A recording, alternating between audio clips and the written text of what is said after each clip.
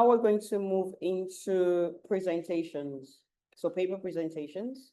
So our first paper presenter is Sakshi Gupta.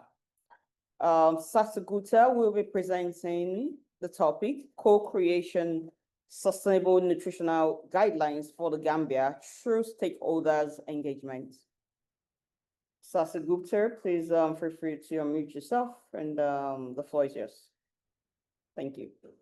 Hello, everyone. I'm Sakshi Gupta, and I am from Oxford Brookes University in the UK. And on behalf of all project team members, I am presenting our project on co-creating sustainable nutrition guidelines for the Gambia through stakeholder engagement.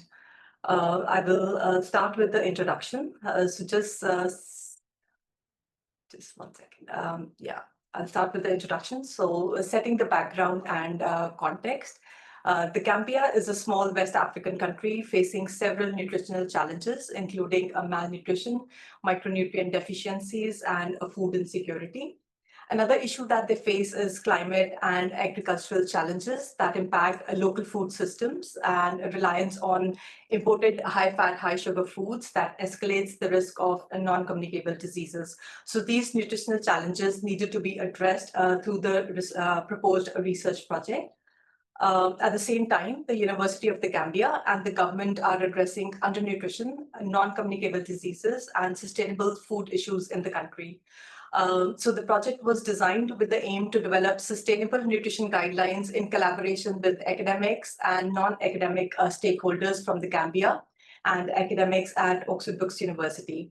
The project was funded by the Directorate of Research, Innovation and Enterprise at Oxford Brookes, and the project started in January 2024 to July 2025. Here I'm sharing some photos to show the interactions and meetings with the team members from both universities involved. So here is the project team in the UK. The project was led by Dr. Sangeeta Thonre, who's a senior lecturer in nutrition, and we have other team members as well.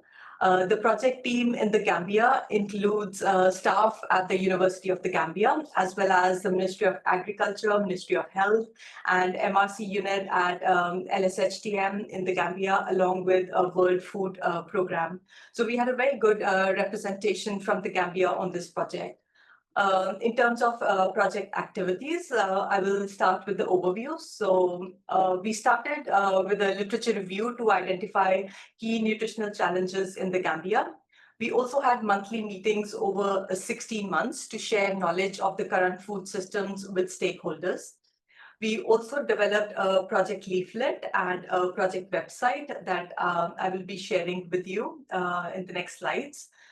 We had a hybrid conference in July 2024 that was hosted at Oxford Brookes, and subsequently we had visits from the Gambian stakeholders at Oxford Brookes, which provided opportunities to the stakeholders to discuss strategies to address malnutrition and risk factors for non-communicable diseases in the Gambia.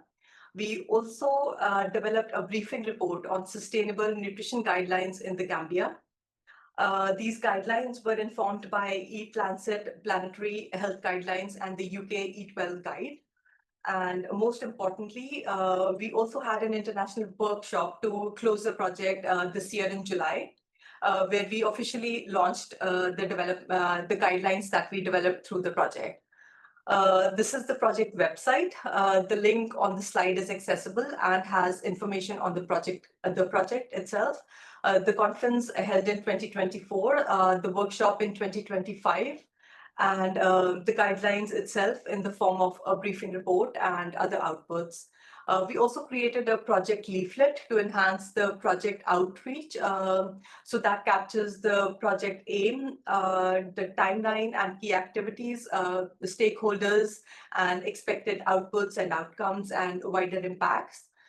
Here are some photos of the hybrid conference held at Oxford Brookes University in 2024.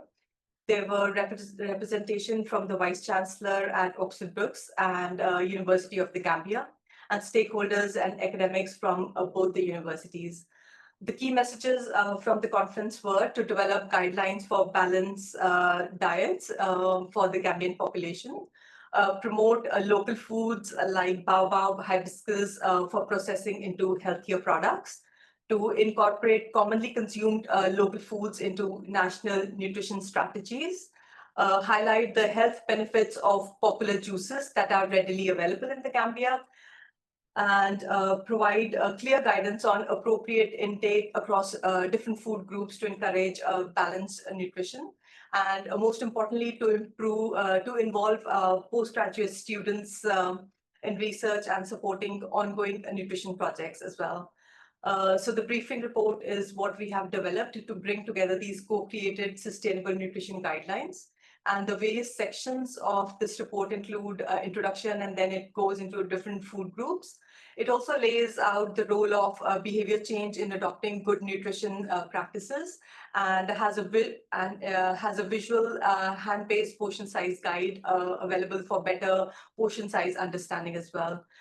So overall, the guidelines that we have created encourage using local nutrient-rich foods in daily diets to improve nutrition and support local food system. Understand portion sizes and traffic light systems for commonly consumed Gambian foods to make healthier choices. Boost local food processing to better use indigenous crops and reduce food waste. And these are vital to make the nutrition guidelines successful at scale. I will briefly touch on the traffic light tables that we included, in different food group sections to explain the food rating of commonly consumed foods in the Gambia, where red foods are high in salt, sugar, and unhealthy fats, so eating them only occasionally.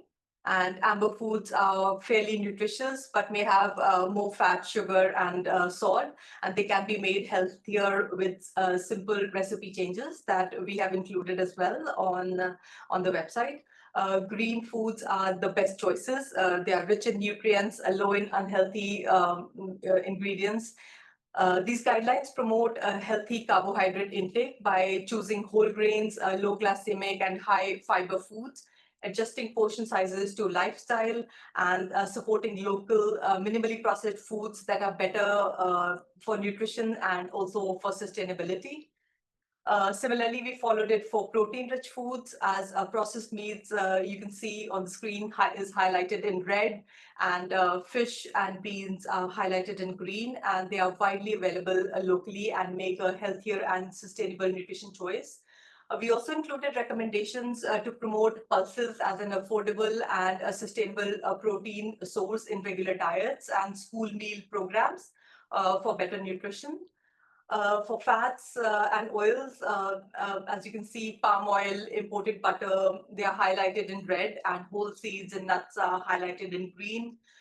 We included recommendations to promote use of sesame and groundnut oil as healthy cooking oils, and replacing saturated fats with unsaturated and antioxidant-rich oils as well. Here for fruits and vegetable food group, fruit flavored sugary drinks were labeled in red, and non-starchy fruits and vegetables were categorized in green. Recommendations also include steaming vegetables, freezing or sun drying fruits and vegetables to retain nutrients and prevent food waste, and prioritizing fruits and vegetables in each meal. For snacks, we can see biscuits, cakes, and sweets are highlighted in red, and recommendations highlight choosing fresh fruits, vegetables, and unsalted seeds and nuts as healthy snack options to lower the risk of non-communicable diseases and improve health outcomes. We also included a section on the role of behavior change, as I've mentioned earlier, which is very vital. We suggested the COMBI model, which stands for capability, opportunity, and motivation to make behavior change. It provides a useful framework for designing effective interventions. In this context, capability builds knowledge through community education on nutrient-rich local foods. Opportunity involves engaging leaders and teachers to promote healthy choices and improve access to affordable seasonal foods for people. And motivation, and it encourages belief in healthy, health benefits of local foods and supports lasting eating habits as well. Again, the visual hand-based portion size guide, as you can see on the screen, helps to identify, the portion sizes that we can consume for different food groups. As you can see here, for meats and beans, what portion, hand-based guide, how we can use it. Similarly, we have this for chicken, fish, fruits and vegetables, butter, cheese, etc. All of these guidelines were officially launched at the online workshop in 2025 by Oxford Books Pro Vice Chancellor for Research and Innovation. And we had the attendance of Vice Chancellor of Oxford, University of the Gambia as well. The collaboration really showcased how combining local knowledge with international expertise has produced relevant, inclusive, and culturally sensitive guidelines. It also shows that if you strengthen such partnerships, it can amplify impact and scale future initiatives. In conclusion, the project has demonstrated the co-creation of evidence-based nutrition guidelines, which can now be disseminated through various channels and used to guide future nutrition policies in the Gambia. The next stage could prioritize community pilots or school-level education programs and local enterprise support to apply the guidelines at grassroots level, because there's no point in developing such guidelines if these cannot be used effectively. Future research should assess the guidelines' impact on the Gambian population to evaluate their reach and effectiveness. I hope this gives you a good idea of the findings of the project and what myself and the whole team have come up with. Thank you for your attention. I would like to acknowledge the Oxford Books Research and Innovation and Enterprise Directorate for funding this project, and the whole team of Oxford Brookes University and University of the Gambia, and the Green Institute as well, for giving me this opportunity. Thank you very much. I hope I was clear. Thank you. Yes. You were very clear on audible. Thank you.